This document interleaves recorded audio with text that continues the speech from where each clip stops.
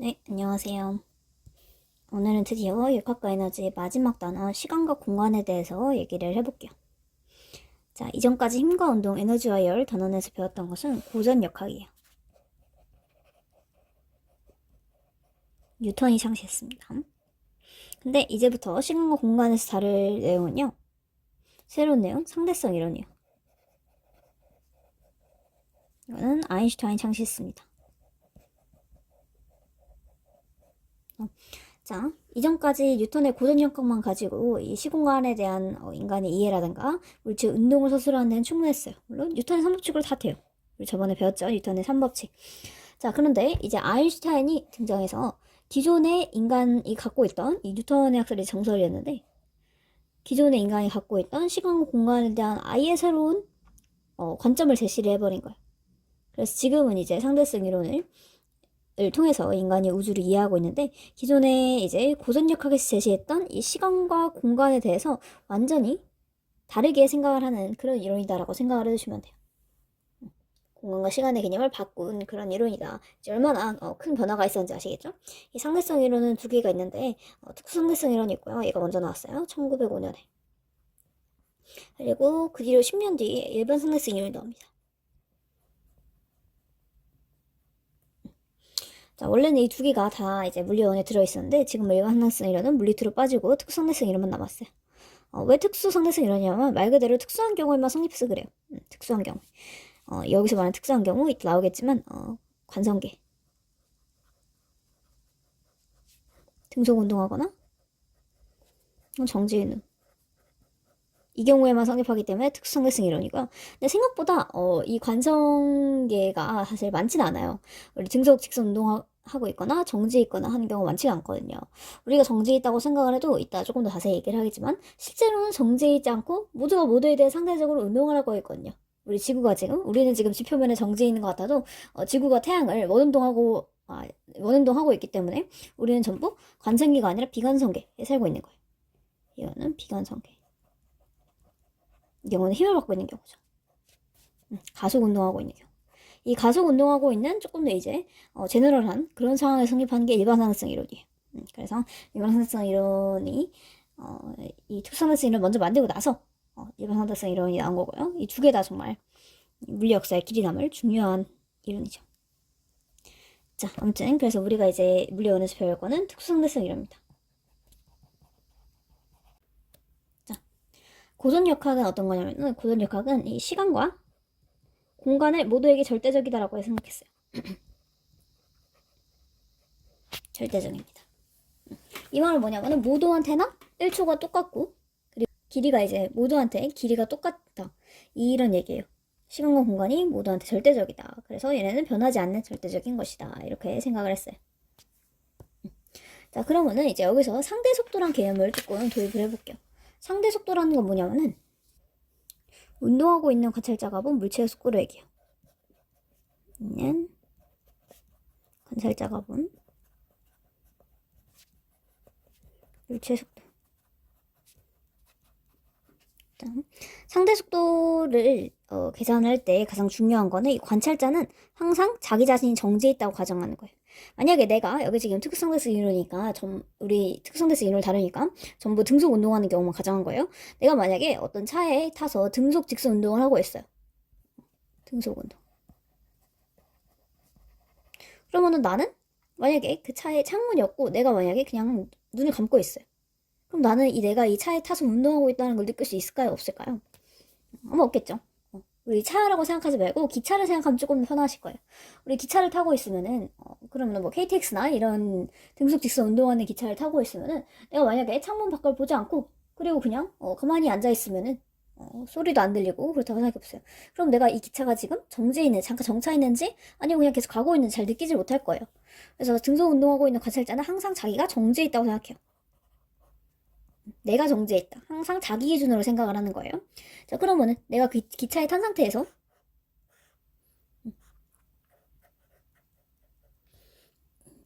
자동차의 속도를 본다고 생각을 해볼게요. 그쵸? 내가 만약에 일로 시속 100km로 가고 있는데 자동차는 60km로 가고 있어요. 그쵸? 그러면은 자동차가 나보다 느려요. 그러면은 내가 봤을 때 나는 무조건, 관찰자는 무조건 자기가 정지해 있다고 생각한 거예요. 그럼 관찰자가 봤을 때는 이 자동차가 더 느리기 때문에 이쪽으로 반대 방향으로 마이너스 40km/h로 가고 있는 것처럼 보일 거예요. 이게 상대 속도예요. 그래서 이 상대 속도는 어떻게 구하냐? 물체 속도에서 관찰 속도를 빼서 구합니다. 내가 이렇게 뒤에서 쳐다본다라고 생각하시면 쉬워요. 그래서 지금은 물체가 60km/h고 관찰자가 100km/h니까 자동차의 상대 속도는 마이너스 40km/h라서 뒤로 가는 것처럼 보이는 거죠. 만약에 더 빠른 기차가 있다고 생각을 해볼게요. 200km/h라고 하고 있어요. 그럼 이 상대 속도는 물체가 지금 200km/h로 가고 있고 관찰자는 같은 방향으로 100km/h로 가고 있으니까 상대 속도는 오른쪽으로 100km/h가 되겠죠. 그래서 내 관찰자가 본 이 기차의 속도는 오른쪽으로 100km/h로 보이는 거예요. 이해하시나요? 이게 상대 속도예요. 근데 사실 이제 우리가 여태까지 속도라고 생각을 했던 거는 내가 정지했다고 항상 생각을 하고 그리고 물체가 운동하고 있다라고 생각을 한 거죠. 근데 실제로 생각을 해볼까요? 실제로 정지해 있는 관찰자가 존재하느냐 이걸 볼 거예요.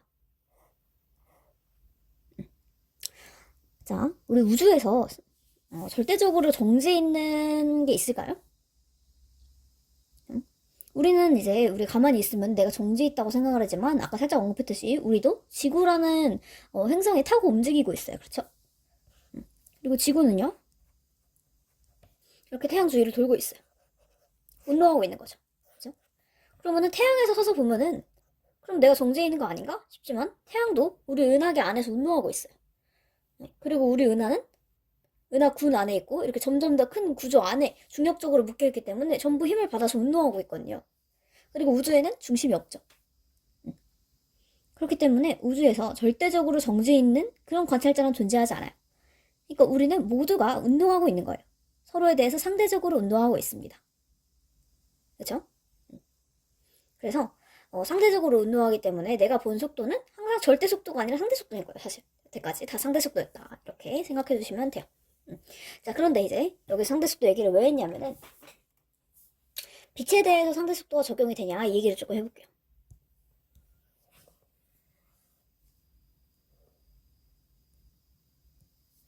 자, 빛은요. 자, 빛도 속도가 있는가 이거에 대해서도 사실 오랫동안 과학자들이 궁금해했는데 빛은 속도가 너무 빨라가지고 제기가 쉽지가 않았어요. 근데 속도가 있긴 있습니다. 속도가 무한대가 아니에요. 속도가 초속 30만 킬로미터예요. 초속이에요. 초속. 엄청나게 빠르죠. 자, 근데 내가 만약에 빛도 다른 물체랑 똑같다고 생각을 해볼게요. 그러면 이 빛의 속도를 이렇게 c 이렇게 상수로 표기해요. 자, 그러면은 내가 일로 초속 10만 km/h로 간다고 생각해 볼게요. 아우가 아니라 세크겠죠? 초속.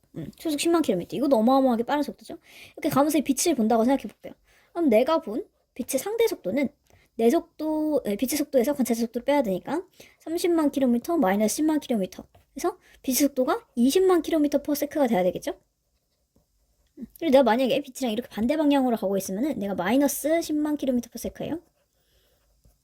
이렇게 되면 상대 속도가 30 마이너스 마이너스 이렇게 되니까 40만 km/s겠죠.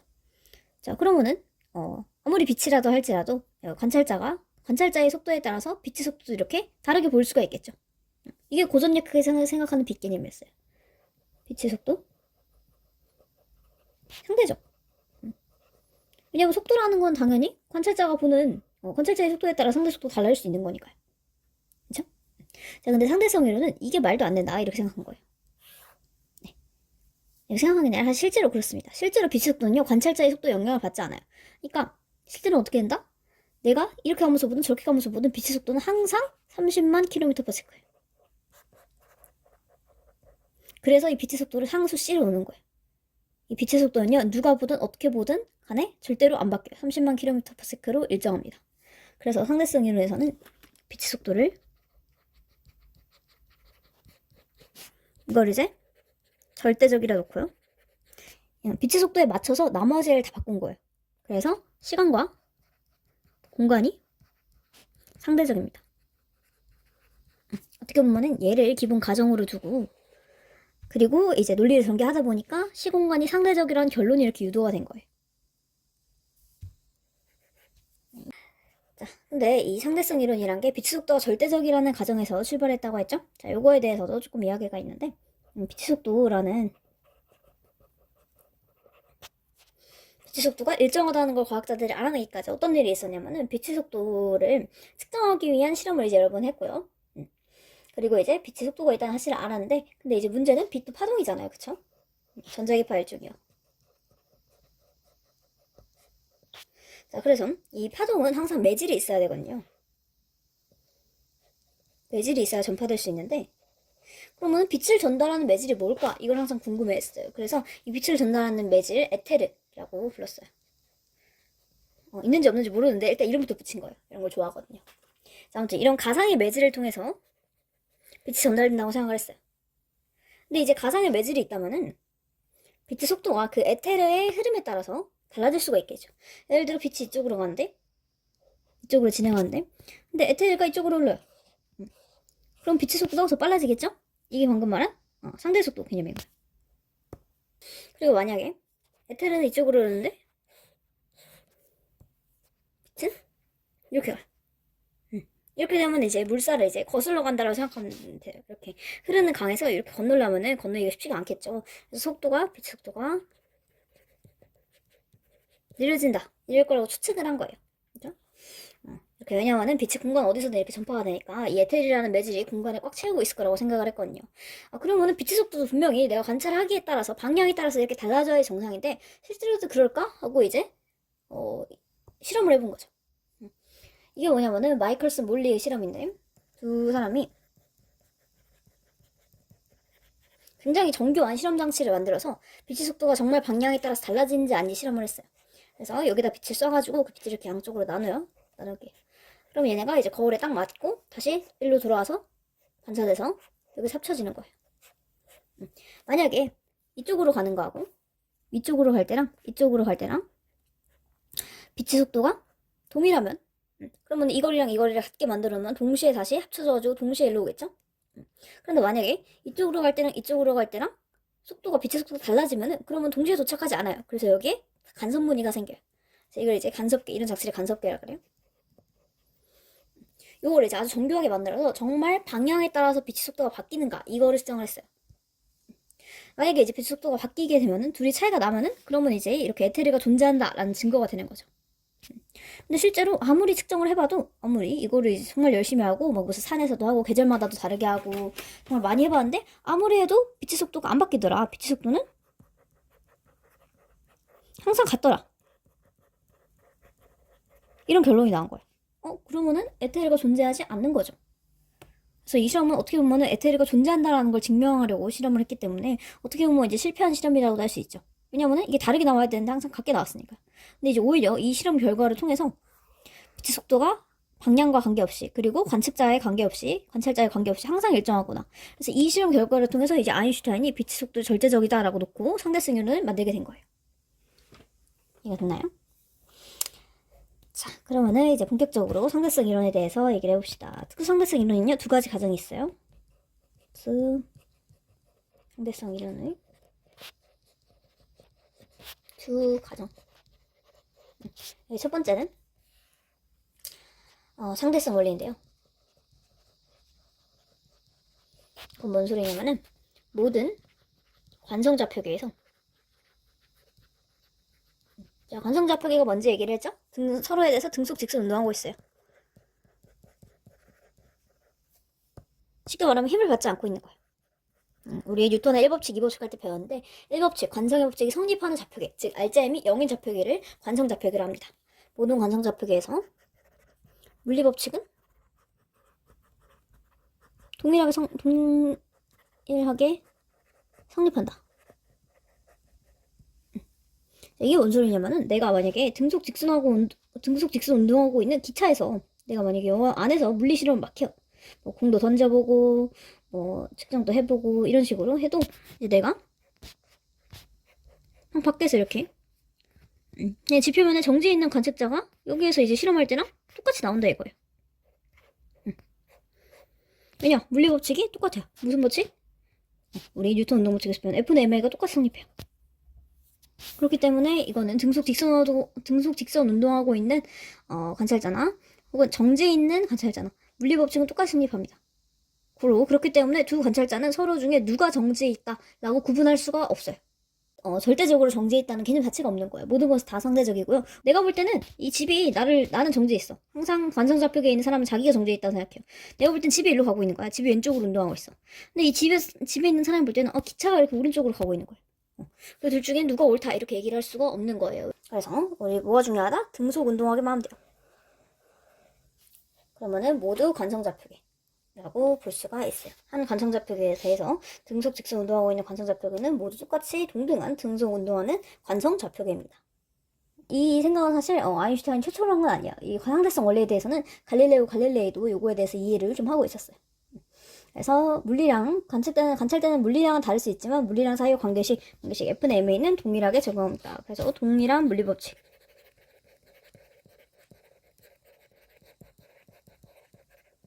성립한다. 이렇게 생각해 주시면 돼요. 어떻게 보면 당연한 소리라고 할 수 있죠. 이때 적용하는 물리법칙이 다르다면은 우리 물리 배워야 되는 물리가 수만 가지는 됐겠죠, 그쵸? 자, 두 번째는 아까 얘기한 광속 불변 원리.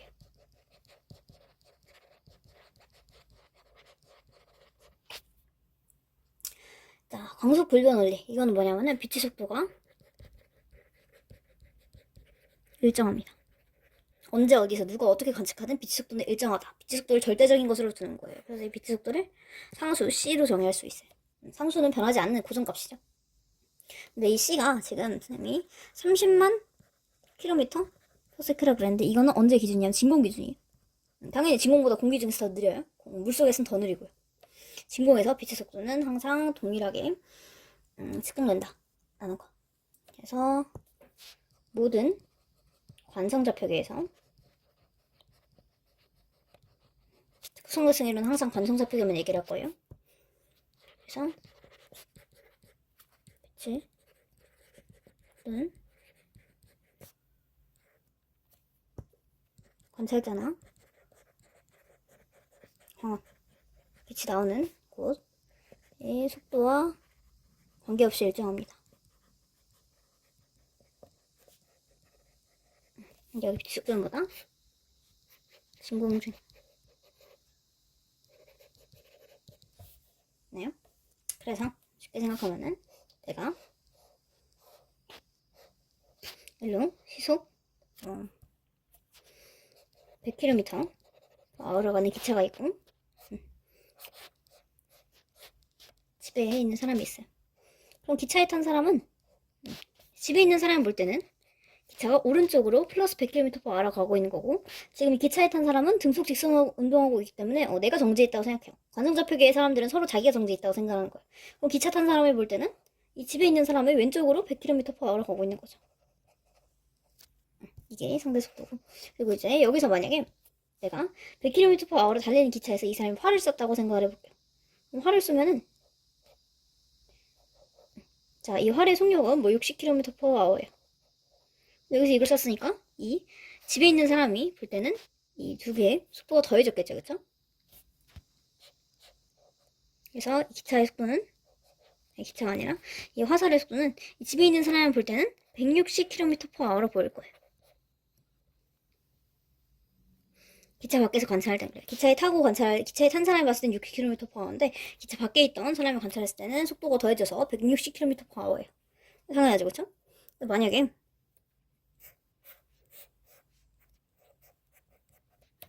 아까처럼 시속 100km로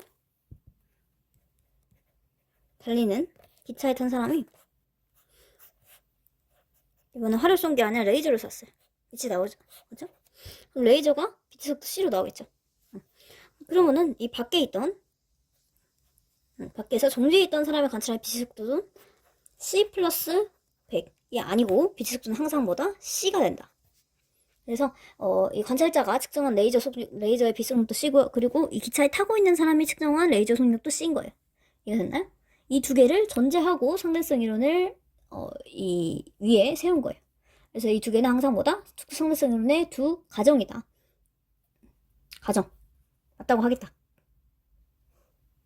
요거를 전제해야지 이 뒤에 있는 것들이 나올 수가 있는 거예요. 자, 그 다음 이 특수상대성 이론의 두 가정을 바탕으로 나타나는 특수상대성 이론에 의한 현상이 있어요. 그게 뭐가 있냐면은 동시성의 상대성이랑 상대성, 그리고 시간 팽창, 길이 수축, 그리고 하나 더 질량 에너지 동등성이 있어요.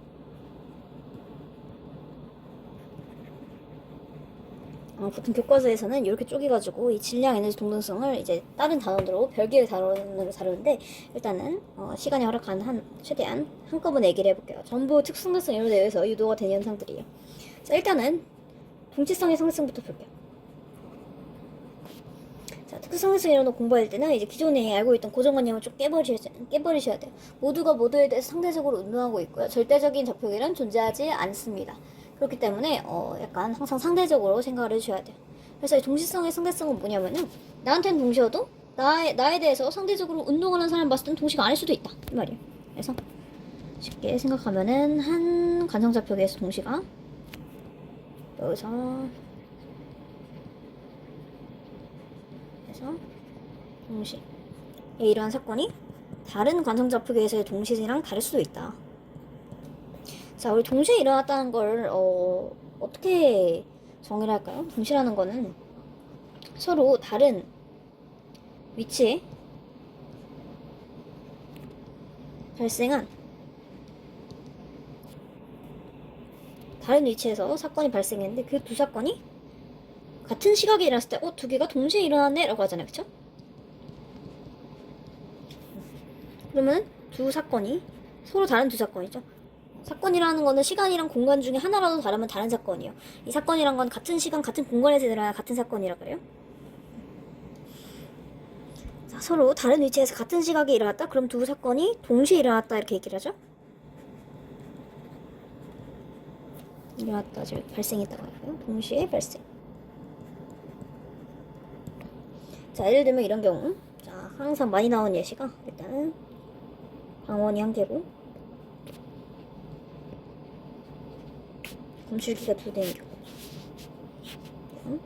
내가 우주선을 타고 이제 날아갈 거예요. 그래서 이 특수상대성 이론에 의한 현상을 관찰하려면 속도가 아주 빨라야 되거든요. 거의 빛의 속도에 근접하게 빨라야 돼요. 그래서 이제 기차보다는 우주선을 주로 봐 있어요. 자, 우주선에 탄 사람이 있어요. 우주선의 정 가운데에 서 있어요.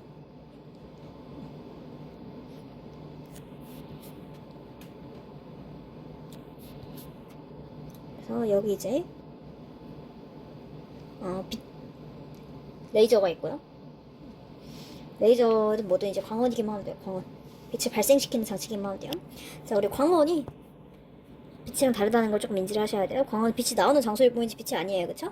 내가 집에서 걸어 나왔는데 나랑 집이랑 같이 움직이는 아니죠? 나랑 집은 완전히 다른 거예요. 그쵸? 이거랑 똑같아요. 빛은 광원에서 나올 뿐 광원과 함께 움직이는 게 아니에요. 광원은 이 공간에 소속돼 있고요. 빛은 시공간을 무시한다고 생각하면 돼요. 전에 얘기했죠? 빛만이 절대적이고 시공 공간은 상대적이다. 그래서 빛은 발생되는 순간부터 시공간을 무시. 마이웨이예요.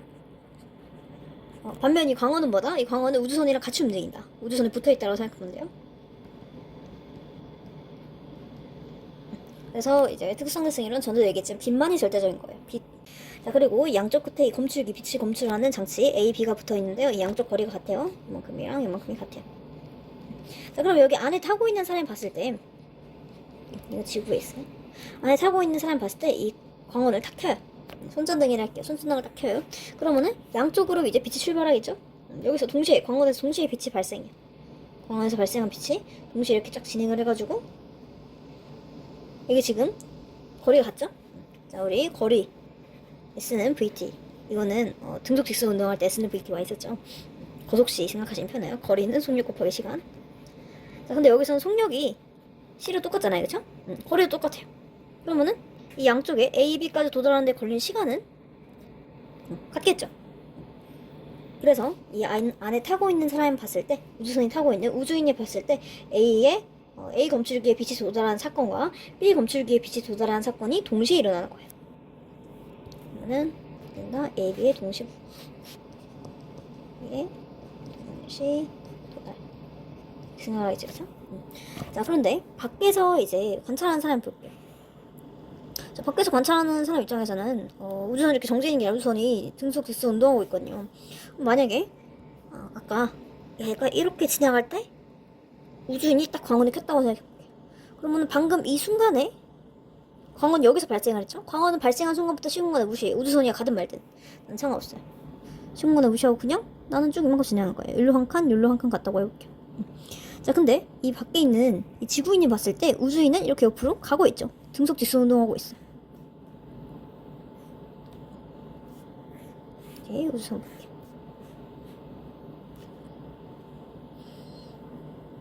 그러면은 우주인은 여기 중간에 있으니까 중간 여기 있다고 해볼게요. 그럼 여기에 지금 A 검출기가 있고 여기에 B 검출기가 있죠. 근데 지금 보시다시피 아까 이 우주인이 나를 스쳐 지나가는 순간에 불을 켰어요. 그럼 그때 발생한 빛은 이렇게 시공간을 똑같이 양쪽으로 진행을 하고 있는데, 근데 이 우주선이 지금 오른쪽으로 이동을 했기 때문에 A 검출기의 빛이 먼저 도착해요. A 먼저 도달. 그리고 그 뒤에 좀 더 가겠죠. 그 뒤에 나중에야 B에 도달하겠죠. 그래서 지구인이 봤을 때는 이 AB 검출기에서 빛이 검출되는 사건이 동시가 아닌 거예요. 그래서 이 안에 있는 사람 입장에서는 동시, 우주인 입장에서, 밖에서 보는 사람 입장에서는 두 개가, 지구인 입장에서는 동시가 아닌 거죠. 나에 대해 상대적으로 운동하는 관찰자가 볼 때는 나에게 동시인 일이라도 저 사람한테 동시가 아닐 수도 있다. 다음은 광원이 두 개인 경우를 한번 그려볼게요. 자, 이 경우는 보통 나무에 벼락이 떨어지거나 아니면은 화산이 터지거나 이런 경우를 예시로 많이 제기되는데, 가운데 차를 타고 가는 사람이 있고요. 차 가운데에 서서 검출기를 들고 있어요. 그리고 이렇게 양쪽에서 화산 A랑 화산 B가 있어요. 자, 그리고 밖에서 보는 관찰자가 있어요. 자, 한번 관찰자가 봤을 때 A, B에서 관찰자를 뭐 철수라고 하고 안에 있는 일 0이라고 할게요. 관찰자도 당연히 검출기를 들고 서 있어야 되겠죠? 자, 관찰자가 봤을 때 A, B에서 화산이 동시에 터졌어요. 그러면 이제 화산이 터졌으니까 여기서 빛이 나오겠죠, 그쵸? 빛과 열이 같이 나오죠, 정확히 말하면은. 자, 그런데 철수가 봤을 때 A, B에서 동시에 화산이 터졌어요. 그쵸? 그리고 철수는 A, B의 정 가운데에 서 있고요. 자, 철수가 A, B에 동시에 화산이 터지는 걸 보는 순간 영희가 철수를 이렇게 스쳐 지나갔다 생각해볼게요. 그럼 철수 입장에서 A, B에 터진 화산에서 나온 빛이 이렇게 동시에 철수한테 도달하겠죠. 그럼 철수는 뭐가 된다? A, B에 동시에 도착한 빛이 철수한테 동시에 도착한다. 그래서 철수가 들고 있는 검출기에 A, B에 빛이 동시에 도달한 거예요. 그럼 만약에 검출기가 빛이 동시에 받으면은 A, B 양쪽에서 빛이 동시에 받으면 검출기에 불이 켜진다 해볼게요. 그럼 철수는 A, B에서 동시에 화산이 터졌고 그 가운데에 서 있었으니까 아까 얘기했죠? S는 VT인데 지금 양쪽 거리가 같고 그리고 V는 C로 같으니까 양쪽에서 오는데 걸린 시간이 같아서 이 검출기 양쪽에서 빛이 동시에 도착해서 불이 켜질 거예요. 자, 근데 영희가 한번 봤다고 생각해볼게요. 자, 영희는 지금 이쪽으로 운동을 하고 있는데요.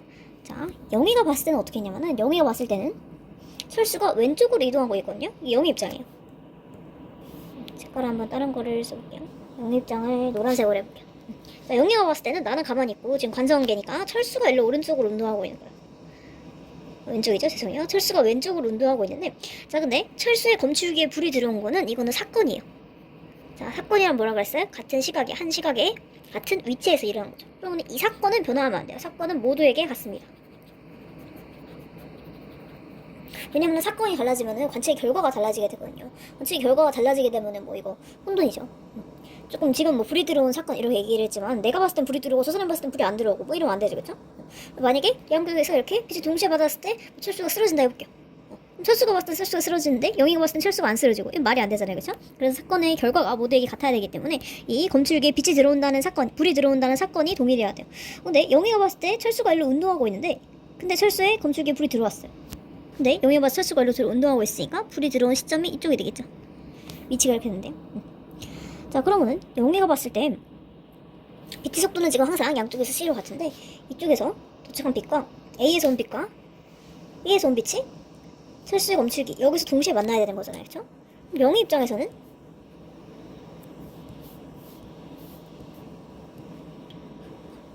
자, 이 B 빛이 이동한 거리가 더 크죠? S가 더 커요. 근데 C는 같아요. 양쪽에서 빛 속도는 같으니까. 그럼 당연히 시간이 더 길어야 되겠죠? 그러면은 B 빛이 여기까지 이 점선까지 도착하는데 걸린 시간이 더 큰 거죠. A 빛은 시간이 더 적을 거고. 그럼 이건 무슨 소리예요? 여기 동시에 도착하려면은 B가 더 먼저 쏟아지는 거죠. A가 나중에 더 된 거예요. 그래서 그 두 빛이 이쪽에서 철수가 왼쪽으로 이동한 이 시점에 딱 만나서 철수의 검출기에 불이 들어왔다 이렇게 관측하게 되는 거예요. 그래서 지금 둘이 관측한 게 다르죠? 둘의 동시가 다른 거예요. 철수 입장에서는 A, B에서 분명히 동시에 화산이 터졌는데 근데 영희가 봤을 때는 B에서 먼저 터지고 A가 나중에 터진 거예요. 그래서 양쪽이 둘이 보는 동시가 같지 않다. 미성의 상대성이죠. 이해했나요? 처음에 광원이 두 개인 경우가 조금 헷갈릴 수도 있는데요. 항상 사건을 기준으로 이해를 하시면 조금 덜 헷갈립니다. 동시성의 상대성 얘기를 했고요. 그 다음은 이제 중요한 시간 지연 얘기를 해볼게요. 시간 지연. 이건 뭐 시간 팽창 같은 말이에요.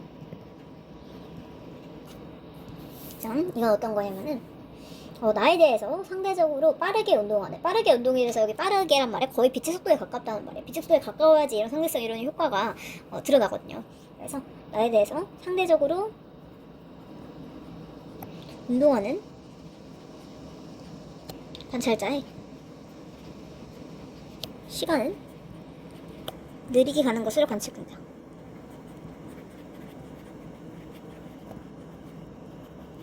누구 입장에서? 내 입장에서. 항상 이게 상대적인 거기 때문에 누구 입장에서 누가 늦게 가는지를 봐야 돼요. 근데 이제 이게 상대적으로는 말이에요. 예를 들어 이렇게 지구에 가만히 있고 우주인을 보면은 우주선 타고 가는 우주인이 일로 운동하는 것처럼 보이겠죠, 그렇죠? 그럼 내가 봤을 때 우주인의 시간이 느리게 가는 거예요. 왜냐? 상대적으로 운동하고 있으니까. 그렇지만 우주인이 봤을 때는 내가 지구를 타고 일로 가고 있거든요. 난 가만히 있는 거예요, 그렇죠? 그러면은 우주인이 봤을 땐 내 시간이 느리게 가는 거죠. 이렇게 항상 상대적이라는 건 요 개념을 잘 이해를 하셔야 되고, 자 먼저 고유 시간에 대해서 얘기를 해볼게요. 고유 시간. 자 이거는 관찰자가 봤을 때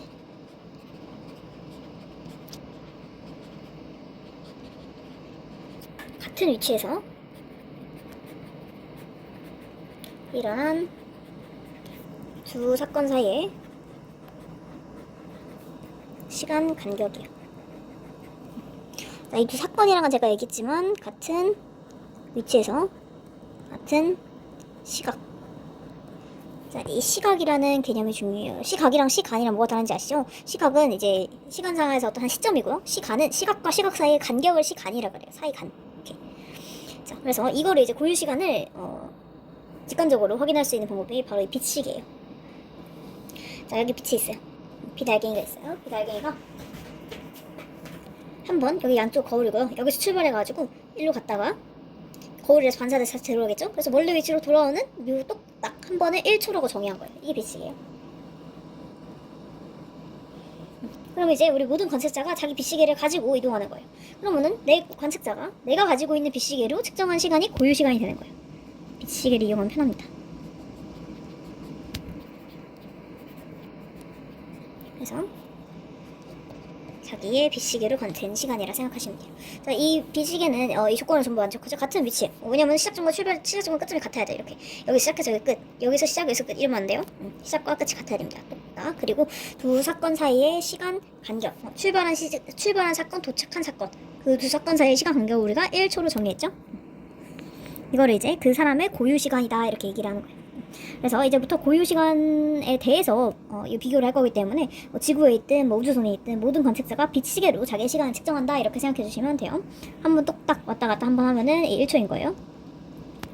자, 그럼 시간 팽창이 어떻게 이제 발생하냐 이거를 보면요.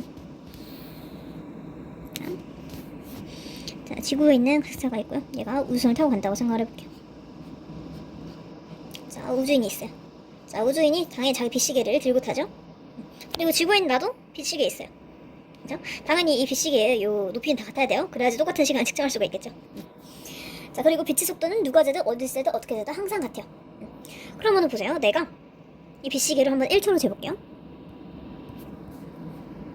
그러면은 지구에 있는 지구인이 관측한 빛 시간은 똑딱 이렇게 1초예요. 그쵸? 자, 근데 그러면은 이 1초가 어떻게 되냐? 이 1초 t 1초라는 시간은요,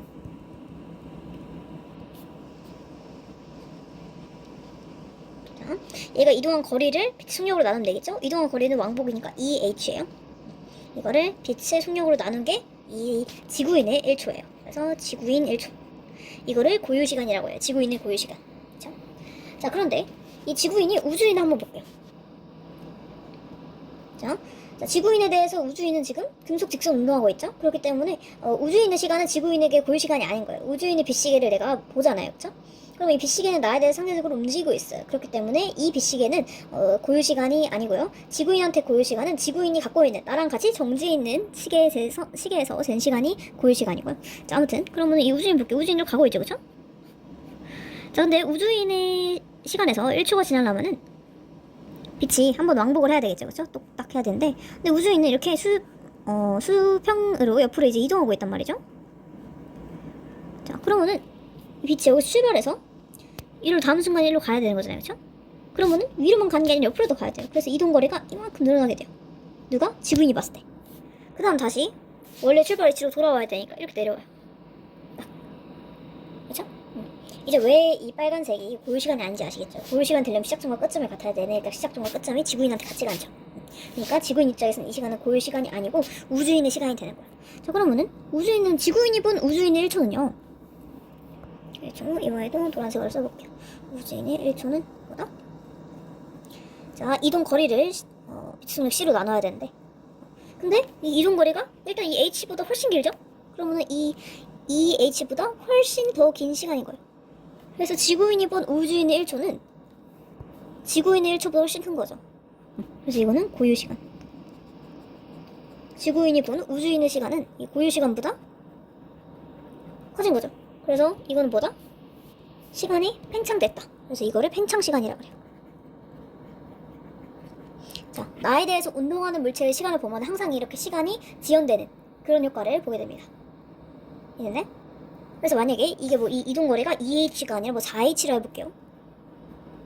그러면은 우주인의 시계로 1초가 흐르는 동안 내 시계는 지금 1초가 c분의 2h였는데, 그러면은 이거는 우주인의 시간으로 1초가 내 시간으로는 뭐가 돼요? 2초가 되는 거죠. 됐네? 그래서 우주인한테 1초가 나한테 2초인 거죠.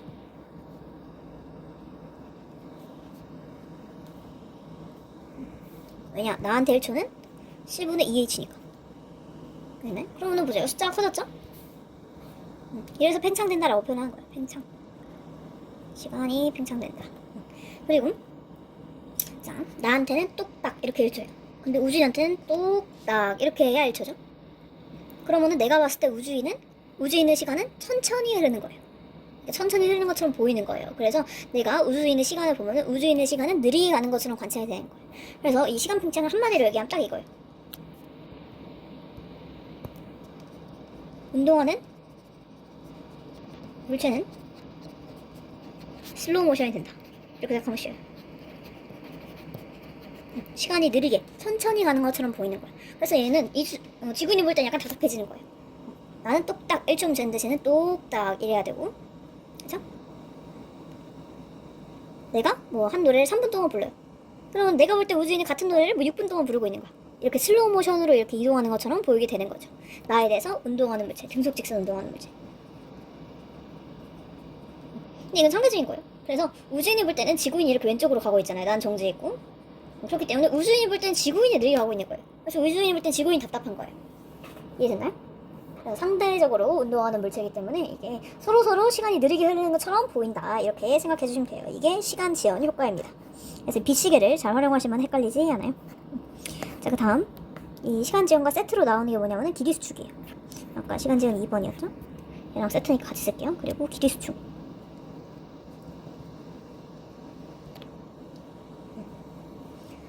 자, 기리수축은요, 한마디로 얘기하면은 나의 대해 운동하는 물체의 길이는 수축되어 보인다. 쌓여 보인다는 거죠. 근데 어느 방향으로? 운동 방향으로.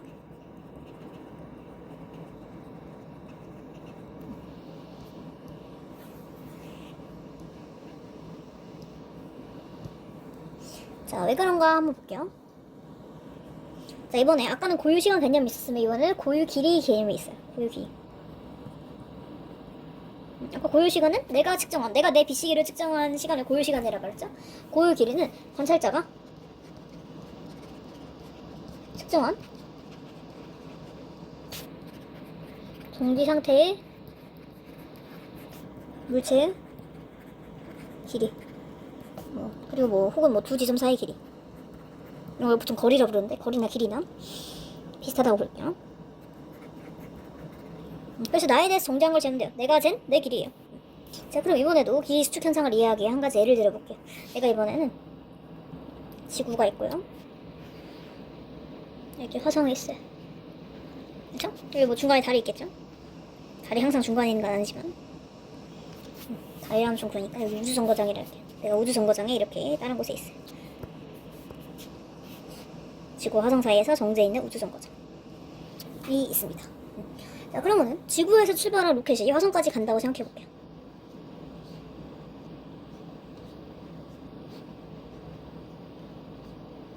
자, 그러면은 이제 우주정거장에 있는 사람 철수고요. 우주선 탄 사람이 이제 0이겠죠? 자, 우주정거장은요, 지구와 화성에 대해서 정지해 있어요. 그러면은 이 우주정거장에 있는 철수가 측정한 지구와 화성 사이의 거리, 이게 이제 고유 길이인 거예요. 나에 대해서 정지해 있는 친구들 길이를 잰 거니까.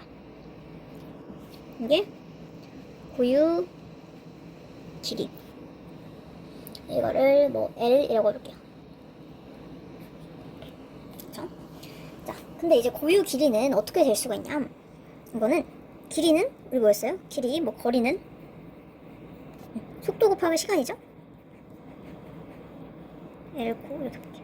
근데 속도는 이 우주선의 속도. 그러니까 이 철수가 고유 길이를 측정하려면은 영희가 이 V의 속도로 운동하는데, 영희가 지구에서 출발해서 화성까지 가는데 걸리는 시간을 이 영희의 속도에도 곱하면 돼요.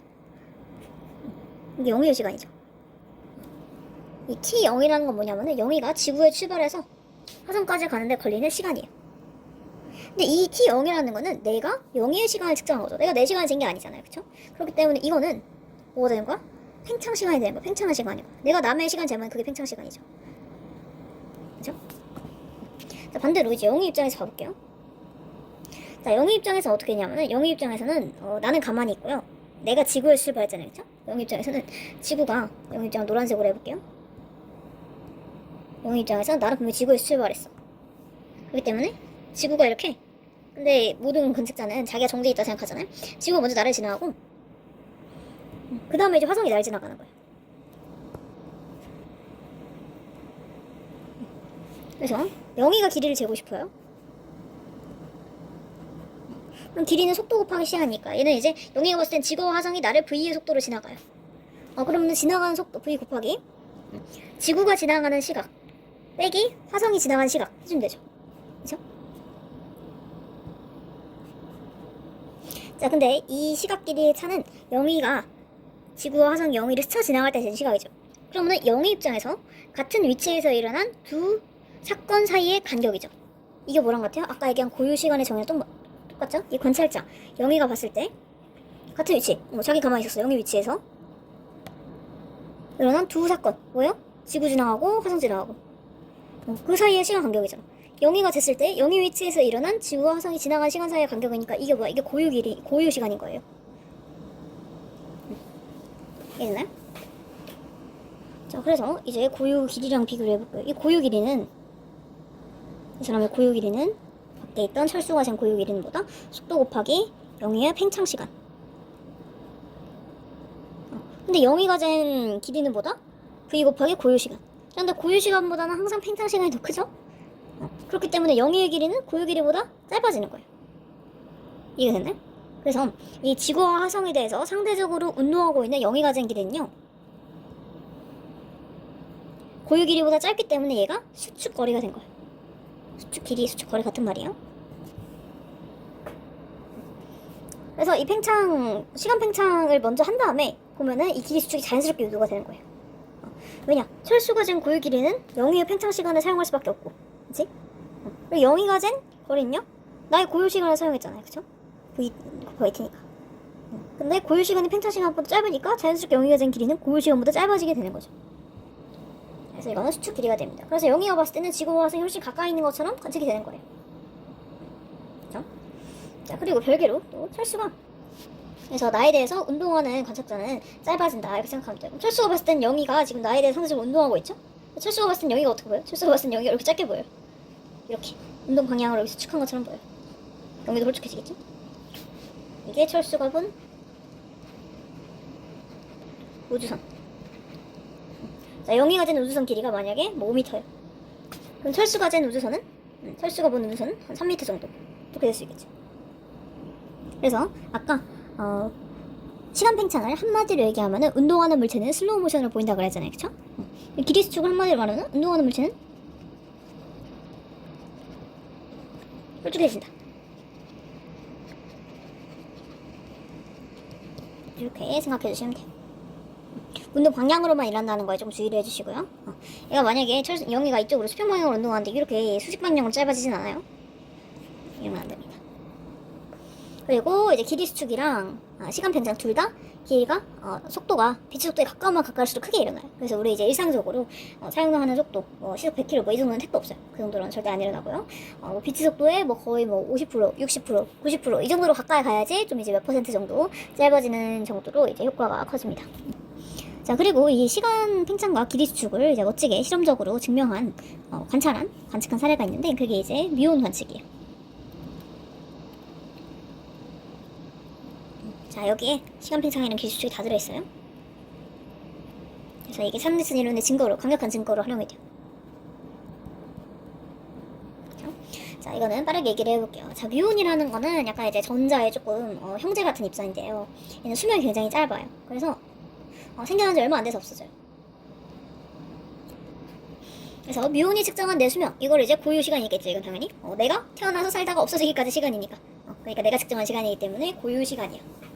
근데 이제 뮤온은요 어디서 생기냐면은 이게 그 지표면보다 훨씬 대기권 위쪽에서 그 우주에 있는 그런 태양풍이라든가 이런 방사능 입자와 이런 대기에 있는 공기, 대기 위쪽에 있는 공기가 충돌해서 생기거든요. 그러니까 여기 지구가 있잖아요. 지구가 이렇게 있으면은 여기 이제 관측소가 있어요. 그리고 대기가 뭐 이렇게 있어요. 그럼 이 위쪽에 있던 이런 입자들이랑 우주에서 온 입자들이랑 충돌해서 뮤온이 생기는 거예요. 뮤온이 여기 생겨요.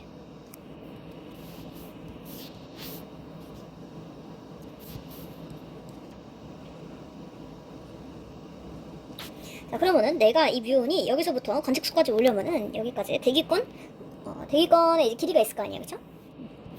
대기권의 길이를 h라 해볼게요. 그리고 뮤온은 엄청나게 빨리 와요. 뮤온이 이동하는 속도가 거의 빛의 속도에 가까워요. 근데 이제 빛의 속도는 아니에요. 당연히 빛의 속도로 이동할 수 있는 건 빛밖에 없어요.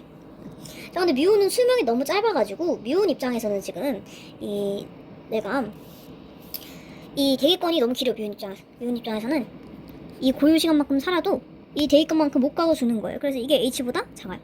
이 h는 지구 대기권이니까 당연히 지구에 있는 사람이 측정한 지구의 고유 길이죠.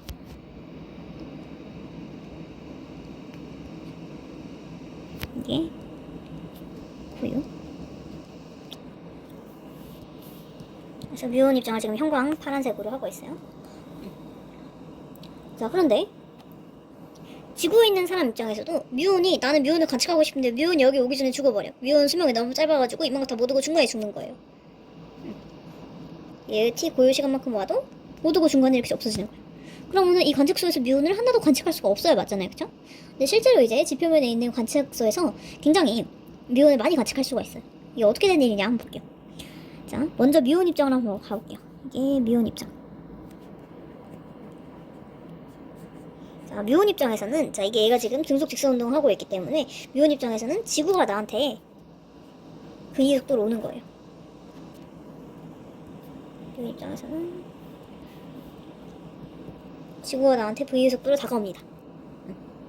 근데 나에 대해서 운동하는 관측자는 운동 방향으로 짧아 보이죠? 이게 길이 수축이죠. 뮤온 입장에서는 길이 수축이 일어나서요. 이 대기권의 높이가 h9보다 짧아지는 거야. 이해되나요? 그래서 이 길이는 수축된 길이가 되는 거죠. 그래서 뮤온 입장의 지표면이 짧아졌기 때문에 나는 내 고유 시간만큼 살고도 충분히 지표면까지 도달할 수가 있는 거죠. 자, 근데 이제 사람 입장에서 볼까요? 관측소 입장에서 볼게요. 관측소 입장에서는 고유 길이 그대로예요. 근데 뮤온이 빛의 속도에 가깝게 엄청 큰 속도로 온단 말이죠. 그러면은 관측소에서 관찰했을 때는 뮤온의 수명, 뮤온의 고유 시간이 팽창하는 거죠. 근데 이게 뭐야? 시간 팽창이요. 그래서 관측소 입장에서는 뮤온이 좀 슬로우 모션으로 오래 사는 거예요. 그래서 이 고유 길이만 있어도 뮤온의 수명이 늘어나가지고 팽창된 시간이기 때문에 충분히 관측을 할 수가 있게 되는 거죠. 이렇게 누구 입장에서 관측하더라도 누구 입장에서 보더라도 뮤온이 관측소에 도달한다라는 결론은 변하지 않지만 이렇게 다르게 해석을 할 수가 있다는 거. 그래서 특성대성 이론의 좋은 예시죠. 자, 그다음 마지막으로 있는 현상 중에 뭐가 있냐면은 그 질량 에너지 동등성이 있는데요. 질량 에너지 동등성에 대해서는 지금 너무 길어져서 다음 영상에서 짧게 다뤄보도록 할게요.